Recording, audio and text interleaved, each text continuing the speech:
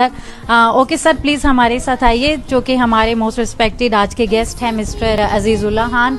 उनको जो है आप कुछ तोहफ़ देना चाहते हैं जी, तो काइंडली प्लीज़ यहाँ पे आइए। जी ये हम एमरस प्रोफेशनल की तरफ से मैं अजीज़ुल्लाह खान साहब का बहुत मशकूर हूँ तहे दिल से कि वो स्पेशल टाइम निकाल के हमारे पास तशरीफ़ लाए। ये स्पेशल फूलों का जो गुलदस्ता है अजीज़ुल्लाह खान भाई के लिए। Thank you sir. और ये कुछ गिफ्ट्स हैं, ये स्पेशली कबूल करें और हमारी तरफ से थैंक यू वेरी मच।